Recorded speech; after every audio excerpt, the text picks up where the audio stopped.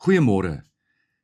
Jy luister na die 77ste oordeenking in die reeks, 'n paar maal om die son. Vanoggend se tema is verhoudings met vreemdelinge. Ons keer weer terug na die boek The Power of Moments deur Chip en Dan Heath. Vergewe my nou as ek lastig is, maar net ter wille van die groter prentjie, vat ons net weer saam wat die raamwerk van hulle boek vorm. Ons onthou nie die tye in ons lewe soos 'n bandopname van alles nie. Ons onthou definierende oomblikke. Die oomblikke wat veral gekenmerk word deur spitservarings of hoogtepuntervarings. Oomblikke van nuwe insig, oomblikke van trots of dankbare genoegdoening en oomblikke van koneksie. Die invloed en impak van wederwysige verhoudings. Die skrywers van die genoemde boek vertel 'n verhaal wat 'n mens werklik laat diep nadink en eintlik ook laat nadink oor hoe 'n mens soms 'n oordeel vel oor ander. Kom ek vertel eers die storie. Daar was 'n laerskool in Amerika wat getel het onder die swakste skole in die land, indien dit nie die swakste was nie. Teen 2010 het die skool so 'n slegte naam gehad dat die distrikshoofde die hoof afgedank en die skool onder administrasie geplaas het. 'n 28-jarige hoof, genaamd Charlie Fischrow, is aangestel om die gemors uit te sorteer. Niks kon haar voorberei vir die gesig wat haar begroet het nie. Betonblokmure, swaar staaldeure, tralies voor die vensters, neerdrukkende gange, swak beligte trappe, en waar vertrekke ook al geverf was, in die lelikste geel wat jy jou kan voorstel. 'n laerskoolgebou. 'n gebou vir klein kindertjies. Die nuwe hoof het onderhoude met die personeel gevoer en uiteindelik is net 9 van die 49 werknemers behou. Nuwe personeel moes aangestel word en dit was boonop in die laaste kwartaal van die jaar. En so het sy planne beraam om die skool op te helder. Toe die vakansie aanbreek, moes die personeel inspring en die depressiewe gebou verander word in 'n plek waar kinders kind kon wees. Hulle het die skool begin skrob, meer ligte in die gange gesit, inspirerende plakate en baniere oral opgesit, nadat hulle natuurlik die mure in meer ontvanklike kleure oorgeverf het. Toe die kinders na die vakansie terugkeer na die skool, het hulle basies in 'n nuwe skool ingestap. Nuwe hoof, nuwe personeel, nuwe kurrikulum en 'n nuut geverfde skool. Fischrow was oortuig, 'n nuwe dag het aangebreek vir Stanton Elementary. Maar haar hoop dat 'n nuwe dag aangebreek het gou op die rotse geloop. Sy het spoedig nuwe begrippe aangeleer soos elopement, die verskynsel dat leerders die klaskamer verlaat sonder toestemming. Elke klas het sulke swaaiende deure gehad soos die kroe in cowboy flieks.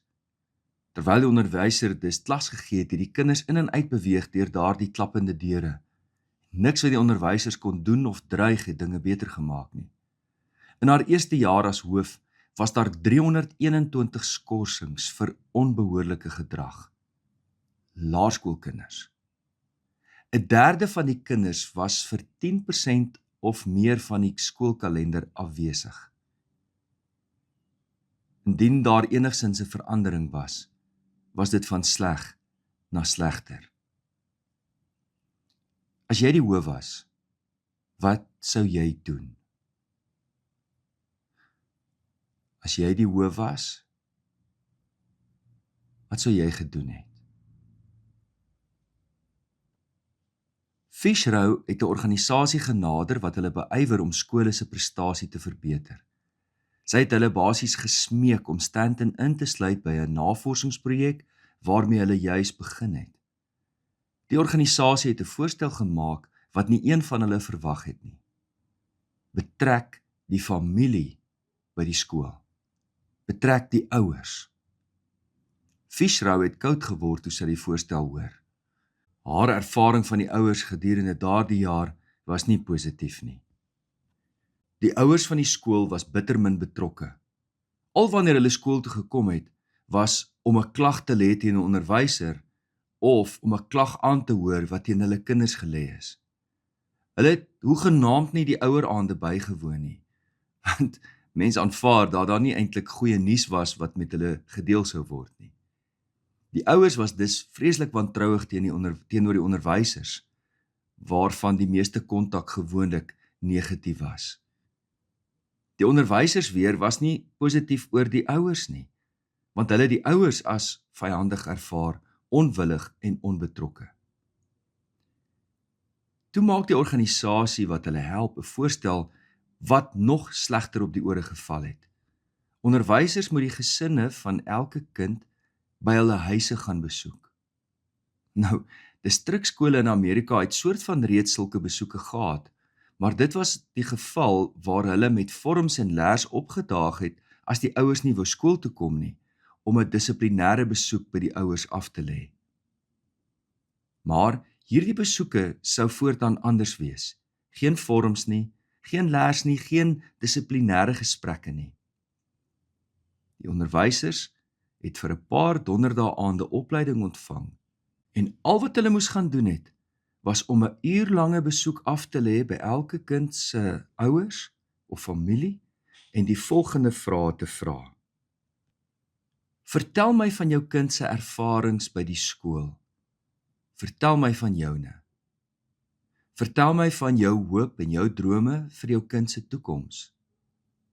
Wat sal jy graag wil hê jou kind eendag moet word?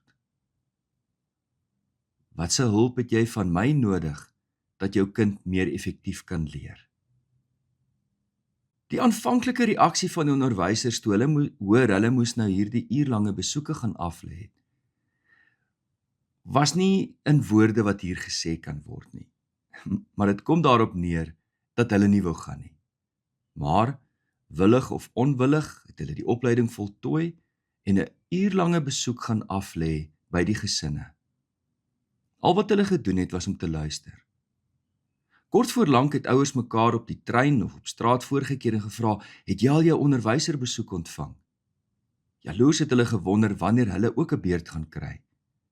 Sommige het die onderwysers op straat raak geloop en mooi gevra of hulle asseblief volgende mag wees. Die effek op die kinders was absoluut verstommend. In 2011 het kinders se punte verdubbeld en verdriedubbeld. Skorsings het gedaal van 321 in die vorige jaar tot 24 in daardie jaar. Afwesigheid het gedaal na byna 0. Geen deure wat oop en toe klap tydens klasse nie. Waar 25 ouers opgedaag het op 'n oueraand, was daar skielik meer as 200. Teen 2012 het dinge nog verder verbeter en Stanton Elementary het byna oornag verander in 'n spogskool. Sou jy dit verwag het? Na net 1 uur lange besoek. Wat leer ons vanmôre uit hierdie verhaal oor die belangrikheid van koneksie? Wat leer ons van die oorsprong van goeie gedrag en dissipline? Watter nuwe moontlikhede gaan vir jou oop, as jy begin nadink oor hoe definierende oomblikke geskep kan word? Soos wat slegs 'n 1 uur lange besoek 'n reuse skool se toekoms kon verander. Ons gebed vanmôre kom uit die Groot Gebedeboek. O my God, dit is so goed om te weet ek is nie vandag alleen nie. U gee my die kameraadskap van mense en selfs wanneer die nie daar is nie, die versekering van u eie teenwoordigheid, te alle tye, op alle plekke, altyd beskikbaar, wat ook al my behoefte. O God van die môrelig, gee my vanoggend 'n nuwe kans om van voor af te begin. Ek wil tog nie weer die ure en minute verspeel wat u my vandag gee nie. Ek wil so graag vandag vreugde bring na elke gesprek waarin ek sal deelneem, elke sleurwerkie wat ek moet afhandel, elke mens wat ek sal ontmoet. God van die môrelig, help my. In Jesus naam, amen. C.J. Langenhoven het gesê, Skat jou bekwaamheid te min om mee te spog en jou karakter te hoog om mee te speel. Op die manier sal jy jou selfrespek bewaar en die respek van jou ewemens verseker. Liefde en 'n geseënde dag vir elkeen.